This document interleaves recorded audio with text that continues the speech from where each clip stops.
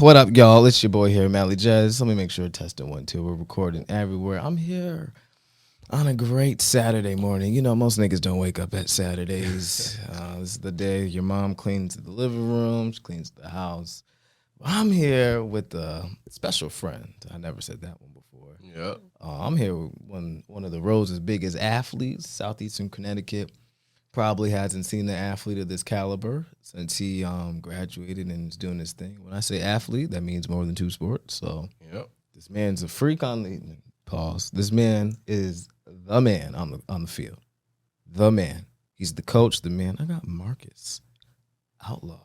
What up, yo? What's going on, man? Glad to be here, bro. Appreciate you. Yo, how you doing today? How you feeling this morning? I'm good, man. You know, like you said, Saturday morning, another day of life, another day, where we can do our thing and live our purpose in the world. So, like I said, man, blessed to be here. Thankful for the opportunity and looking forward to the show, man. That's what's up, man.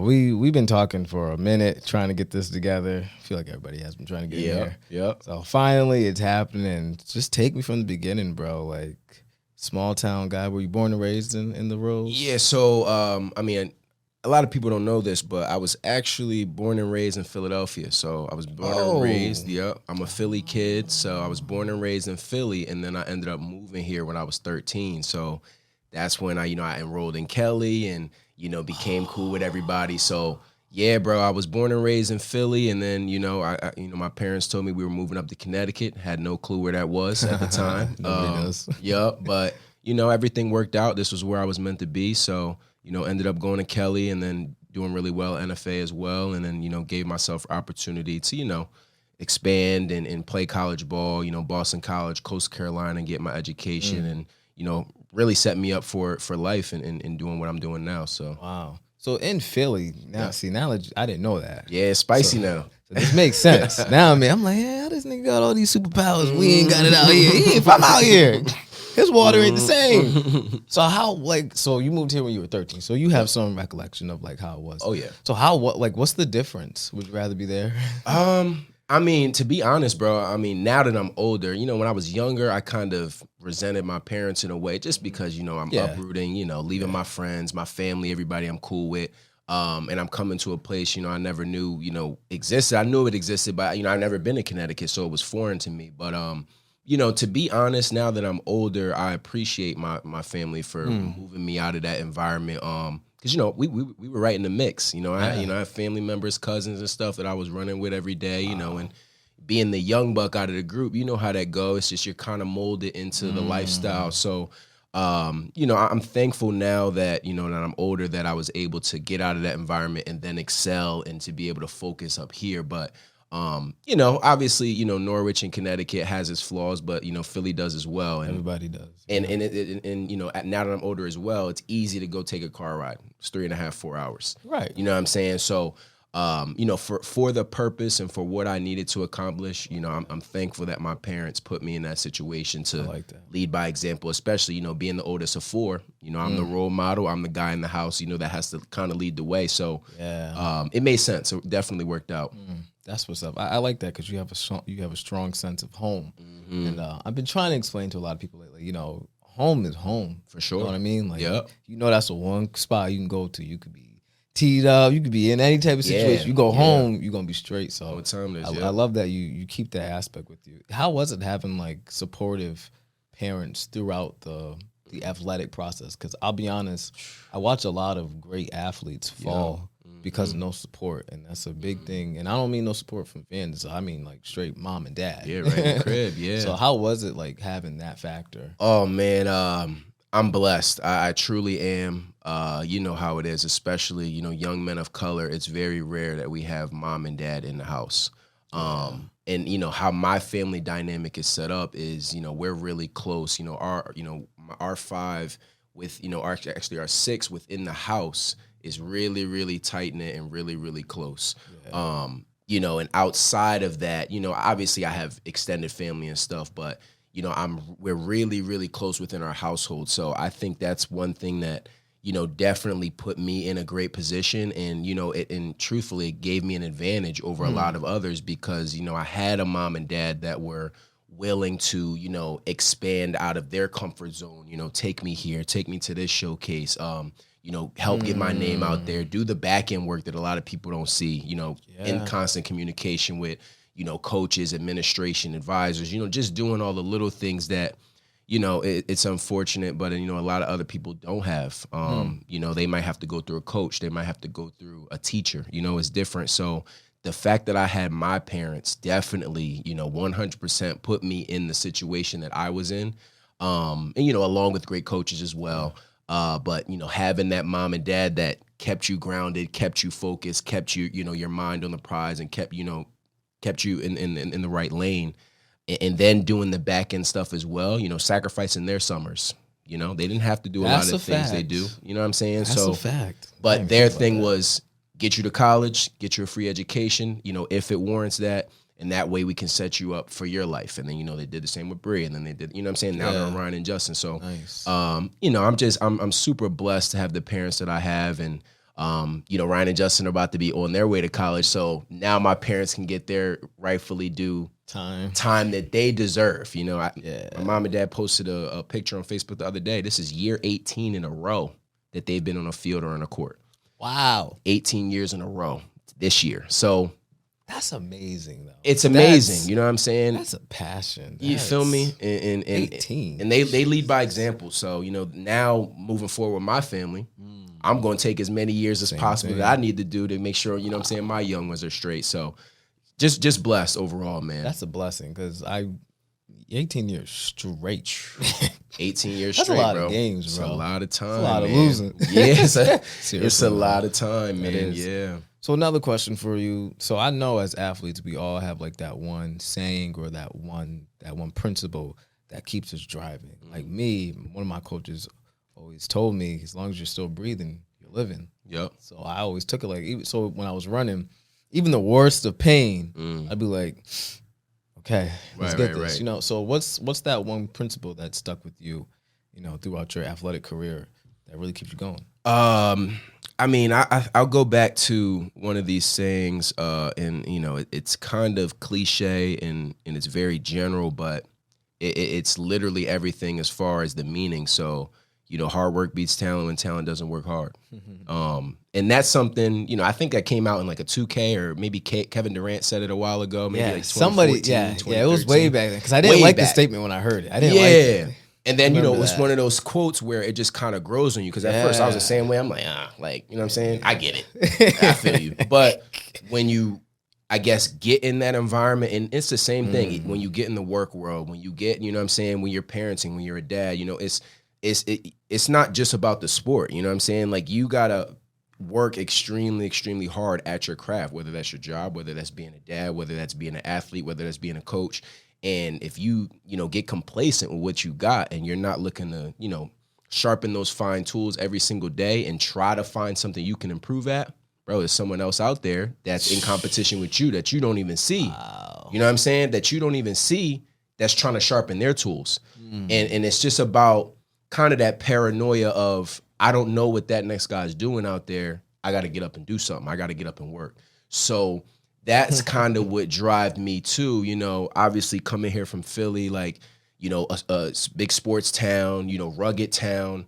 That obviously translated, with my athletics and with my attitude, but same thing, even academically, bro, like I didn't know who I was competing with for that scholarship. I don't know who's out there that's getting an opportunity like I am. So I think that paranoia of, I got to do something. I got to get better. I got to sharpen this. I got to improve on this. I think that's something that carried me, back then, and it still carries me today. You know what I'm saying? Wow. So just that quote, how something that simple can really change your life. I mean, I live by that now. Well, it's funny because this week, that's all kind of been like my thinking lately, especially with, new studio and everything.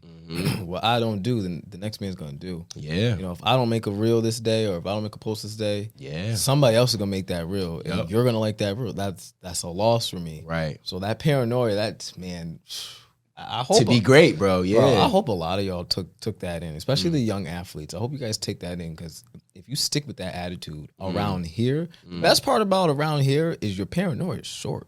It's very short, right?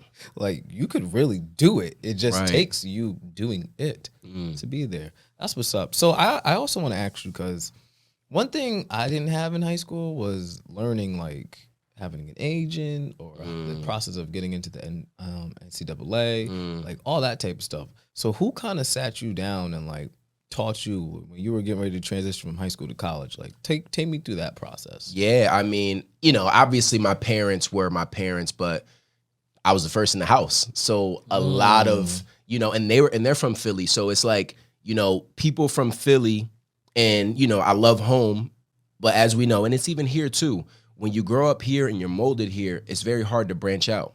It's very hard to, feel me? It's very hard to be uncomfortable taking a risk. You know what I'm saying? So my parents, they already took that big risk by leaving, uprooting where they know, where they from, to come here. So, with me being the oldest, a lot of the things that I did, it was a first for them. So now, now that they're, me and Bree are done, now with Ryan and Justin, they already hit. They already know what time it is. They already know what to expect. But with that being said, I mean, I got to give a shout out to Coach Davis. I mean, Coach Jamal Davis, fellow brother of ours, and, such a great dude and role model. And he was the guy to really, sit my parents down and be like, look, like, Marcus has a bright future. He can really do great things with this game.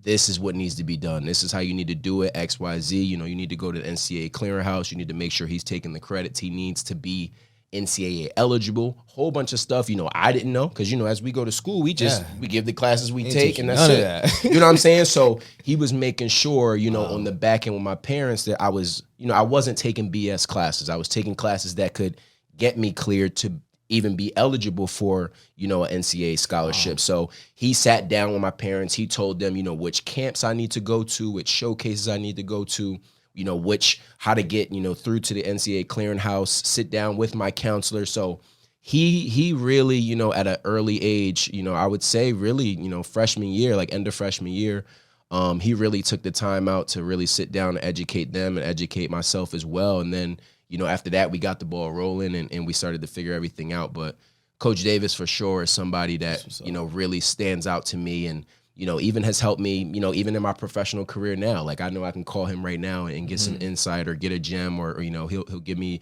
advice on something. So shout out to him, man. He's a huge part of, why I am where I am today, and definitely set me up for a lot of the things I received and, was blessed to get. Wow. Shout out to Coach Davis. For sure. It's a blessing to have coaches, guys. Man, I could probably name 3, and I could bet you Coach Evans. Yeah, Coach Lamar. Evans. Coach Evans is another one. I gotta put him out there too. He broke my hard head. He broke my hard head. Yep. He literally made me realize how fast I was. That was too fast for my own good. Son. Yep. Coach Evans, he molded that summer when we was in that 2 small gray van. Yep. Going back and forth to them tournaments on the res. And he about everybody. He about them kids, man. I remember those days too, where he's taking people back and forth, and seeing RJ and Castine, like, especially when I moved here. My vision. Oh, okay. When I moved here, that was RJ, that was Terry, that was Wes, that was Mike, that was all them. 07, 08. So way before me. Yeah. So it's like, I seen that evolution, and, obviously, Coach Evans being an NFA. So you seeing him every day. Every day. Him, dropping the things on me that I needed to know, the little stuff, him seeing my parents. So, Coach Evans and Coach Davis for sure, even Coach Juice and Coach Curlin as well. It was definitely by committee. Wow. Definitely by committee. That's crazy. I remember seeing you. I think I was in the stands. Yep. It was an NFA game. And I think the score was tied, right? And they were on the opposite end. They were taking the ball out. You just see Marcus go. Yep. Right? In my head, I'm like, oh, snap. He going to do it. You see Marcus go. Whoa, whoa, whoa. Plant his feet in the way corner. He's in, like, I didn't think he was going to do it. Yeah. This was some Ray Allen type shit. This man hit that basket, and the whole gym just went crazy. I was like, yo, that's a feeling. Yeah. How is it like playing in front of people? I mean, look, bro, like, and some people, some people shy away from that.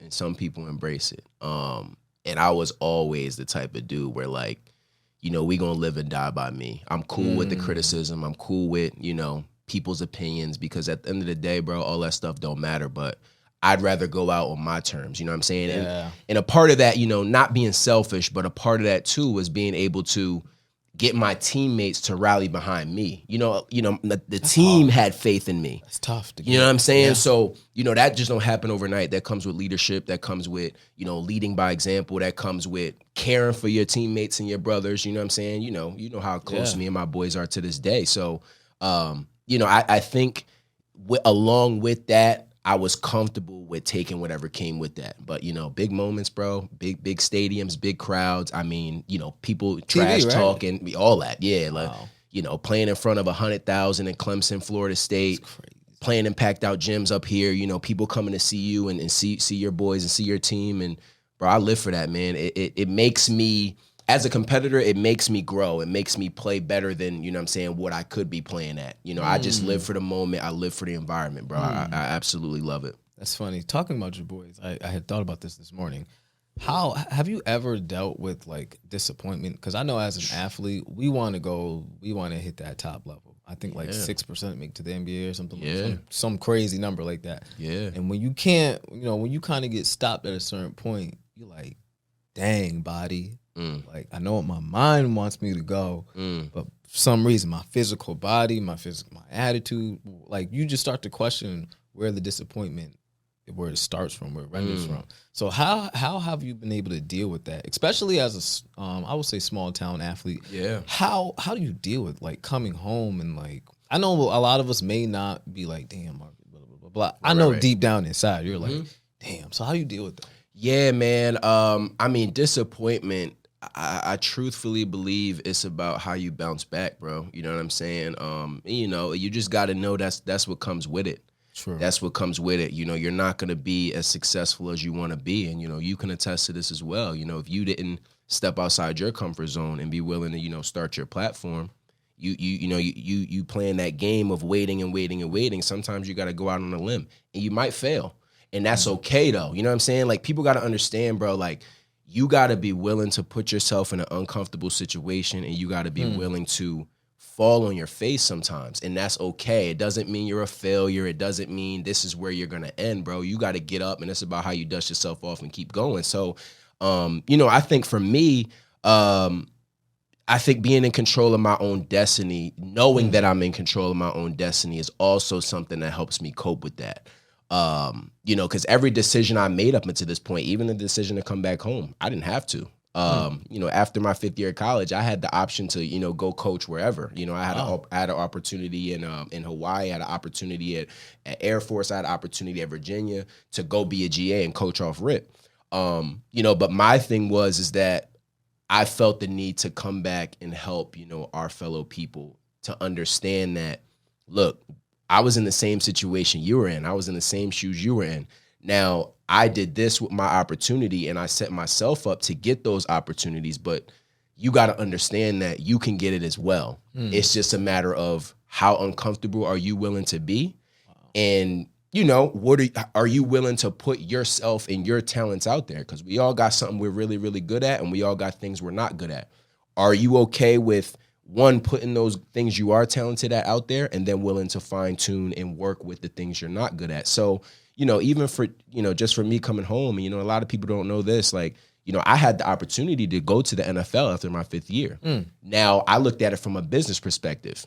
You play running back's probably about a 2-year, 3-year, you know, average of being in the league. Okay. Now, I was blessed not to, you know, seriously get injured, tear an ACL, concussions, one of the blessed ones at that position. Now, I looked at it from a business standpoint, like, okay, you know, you had a great college career, you had a great high school career. Do you really want to go put your body back at risk as a young athlete for basically pennies and scraps? Because what people don't understand is that, you know, you can chase the league and the league and the league, but you also got to understand that, bro, this game ends eventually. And are you going to be that person where you can't function without someone laying out a schedule for you? Or are you going to be that person that you don't need a schedule. You can go chase and put your priorities first and do the things you need to do. So, I had a really good paying job, shout out to Coach Davis as well, coming out of college. So I stepped back and was like, I know I want to coach. I know that's something that's going to happen down the road. It's either I go chase this NFL dream, and kind of put my body back at risk and deal with the really, slave mentality, and be told where to go, what to do, sign that contract. Basically, you sign everything over to us. Or, do I want to get away from that, which I was dealing with for the past 5 years, because the NCAA is a business. You do what they tell you to do. So do I want to go back to that, or do I want to live on my own terms? And I was just content with what I accomplished and what I did. And therefore, I made the decision to come back here and give back to my community, because, I'm not going to be here long. But I figured I wanted to start here, get my experience here, and that way I can set myself up 100% healthy at that to go live life and do the things that I need to do. So, I think I wouldn't have had that knowledge once again about, just area and where you want to succeed if I wasn't exposed to different places as well. Being from Philly, coming to Connecticut, living in Boston, and then going down to Myrtle Beach in South Carolina. So, and then my parents, they moved to North Carolina for a couple years. So I think the fact that I lived in multiple places and seen other places for what it was, made me comfortable with coming back and helping and being involved in the area. I definitely want to see my brothers through.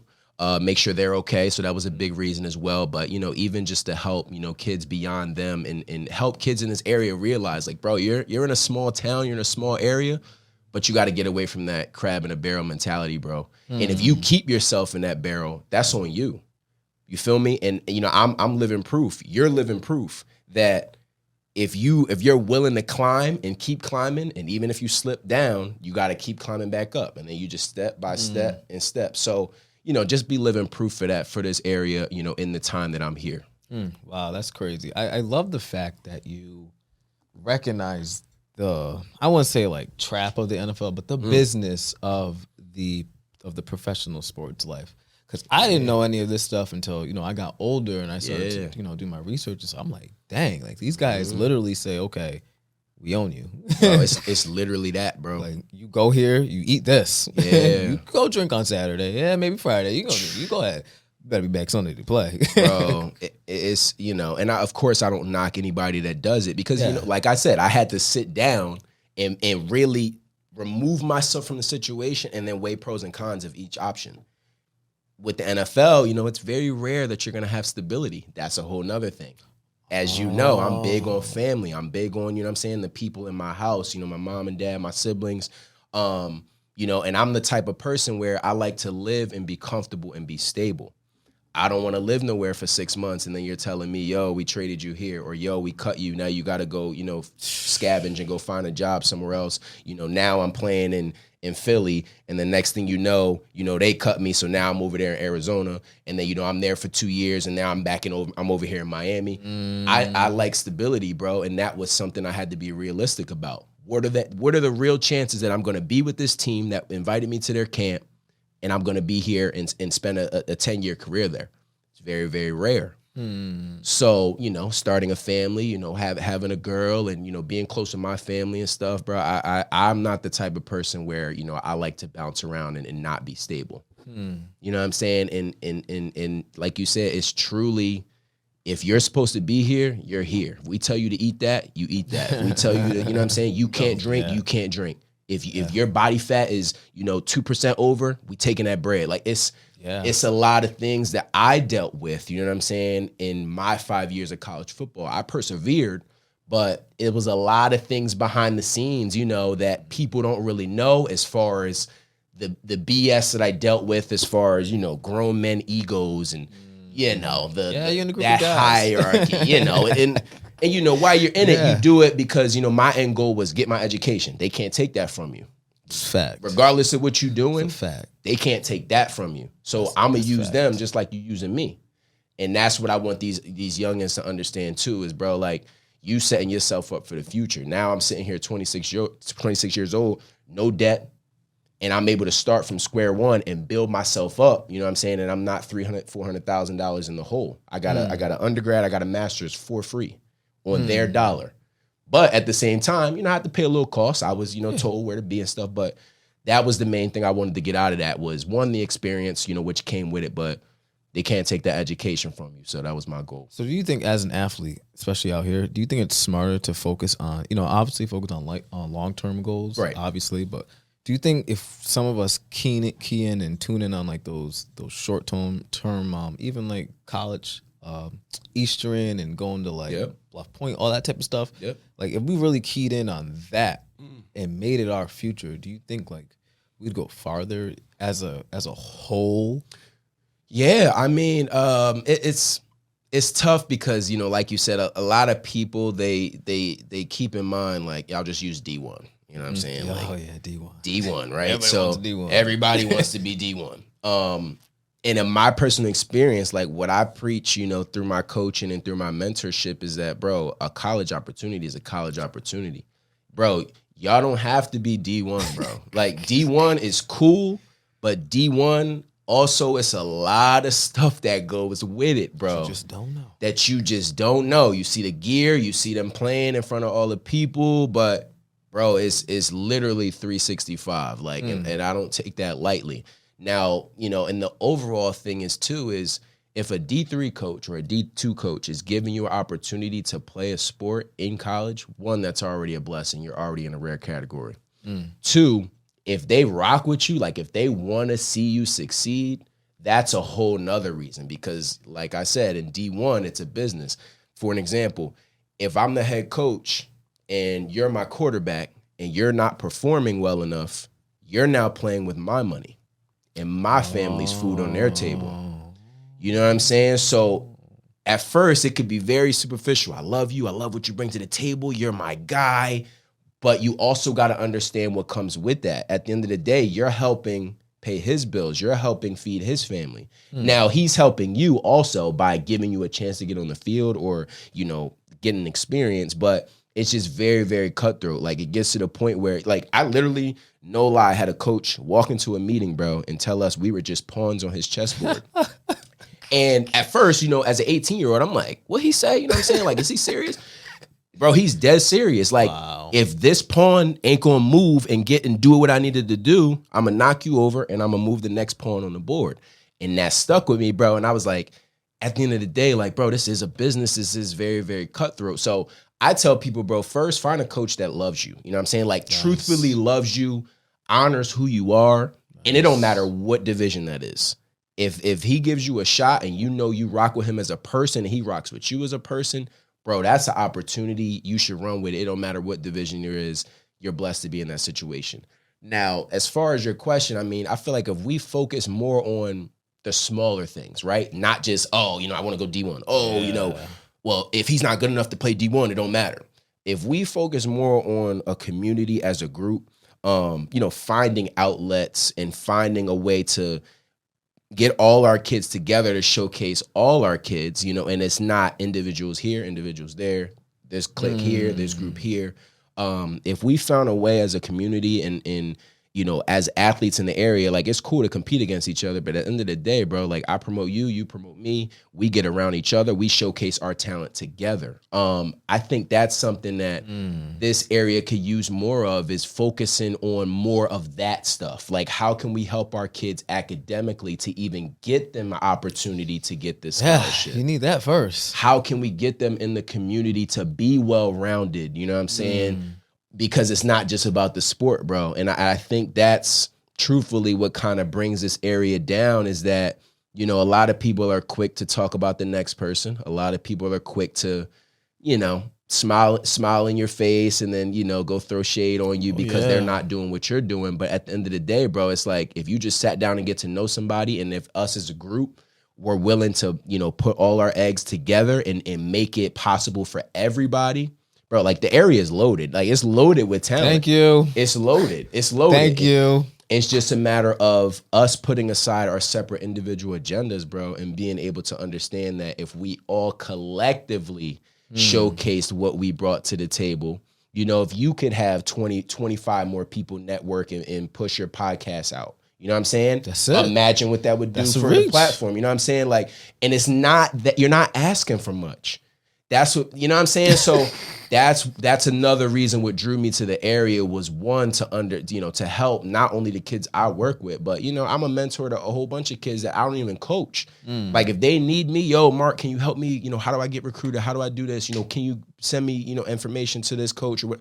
Bro, I push kids stuff out all the time, and I don't even have to coach them. I don't even have to really know them. As long as you in the area and I see you striving for something, bro, I'm gonna help you out. And I think the more people that have that attitude, I'm telling you, bro, it'll be no surprise when we start seeing more talent in this area do their thing. It's just a matter of that crabs in a barrel mentality, bro. It's so deadly, and we got to get away from that. That was Reese's when he came on. Reese was like the second person to come on my podcast. Yeah, that was early. And he said it. He was like, that crab in the barrel. That was the first time I ever heard that statement. And I was like, if that does not describe downtown so perfectly. But no, you're right. If we just came together and showcase, you're totally right. That individualism crap, it's crazy. It's crazy. It's some people it takes far, but some people that could crush somebody. Yeah, absolutely. As a high school athlete, that joint used to crush me. I used to be like, okay, I don't shoot, but I was defensive player of the year. Right. Exactly. I do the dirty work. You know what I mean? So I totally get that. But no, so how about now? What's up right now? I think you're coaching, you said.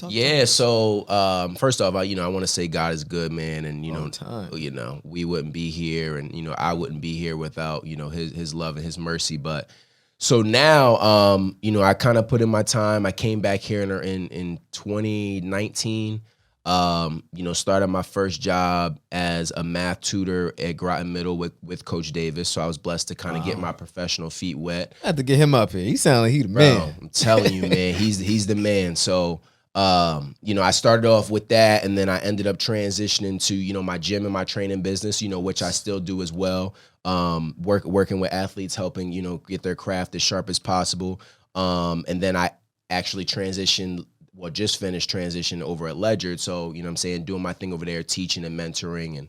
And now, with all that being said, I've set myself up to, accept a real big boy job. And, now I'm the director of admissions at St. Bernard School. So, crazy. youngest director in the school history. That is crazy. So, just God is good, man. And I'm over there. So director of admissions at St. Bernard's, and I'm coaching football and basketball at St. B's as well. So, it's just, like I said, it's a blessing for everything to come full circle and, for everything to be set up the way it is, for my lifestyle. So that's where I'm at currently. That's what's up. I think it's dope when there's only certain ones of us that can do this type of stuff.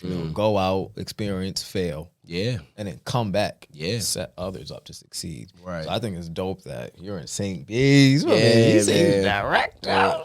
Gonna turn St. B's up, bro. That's what's up. Shout out your IG, your Facebook, your business. If you got anything, shout it out, bro. Yeah, man. So all social media handles, Shake Outlaw. That's pretty much standard. I also do quite a bit of gaming, so my YouTube is Shake Outlaw across the board as well. My Twitch is Shake Outlaw at TTV, so Twitch TV. And then I have my brand right here. So this is Shake Made Athlete. So if you hear me say Shake Made, that's what that means. Shake Made is creating young men and women of high character. Treating people with respect, not burning any bridges, just trying to, live the right way. And then obviously sharpening your tools. I like to, work with young kids as far as, how to speak to people, how to speak to the media, because that's something that, people don't do as well. So I just try to be well-rounded with my athletes.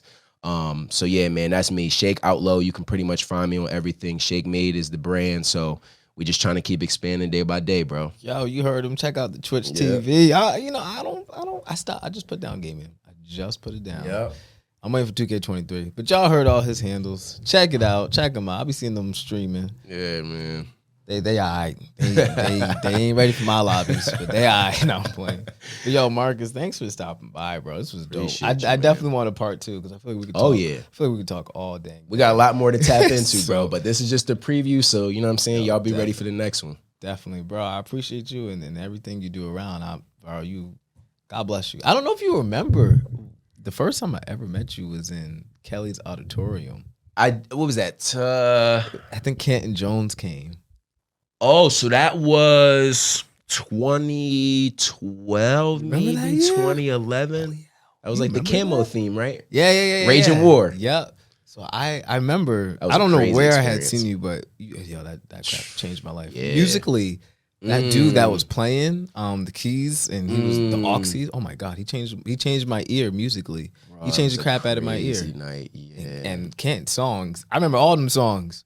Can't the That truth, joint changed bro. that joint changed my Christendom. I'll be honest. Yeah, can't the Did. truth, bro. And I remember it was the very end, and you walked by me, and I looked at. I don't know if you remember this, and I looked at you, and I said, "You gonna play pro one day?" Yeah, I do remember that actually. Yup, I do remember that.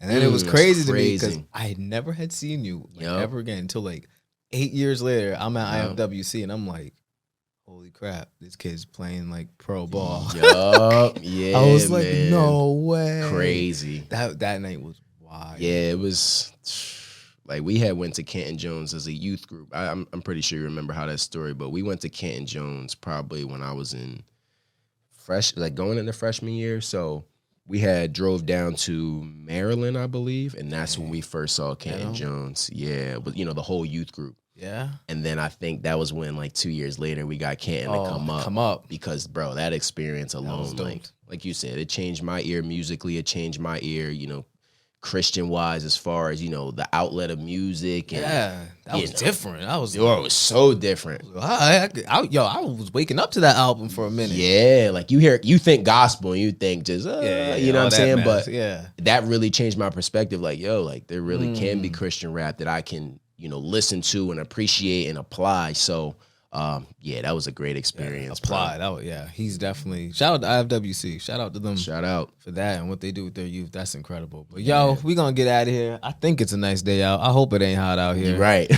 I love y'all. It's your boy Mally J. We got Marcus signing out. D-Max absent. He at work, obviously on the clock. Hope y'all enjoyed this episode, man. This was a great one. I enjoy good episodes. I enjoy good conversation. Yeah, man. Thank you for having me once again. It was a blessing and an honor, and I'm definitely looking forward to round 2 because we can really, really tap into. I might get a little 2K the spicy in here. stuff. Yeah, I might have us all kick but back the people and relax. want to know. Yeah, Facts. But I appreciate y'all, man. Thank you.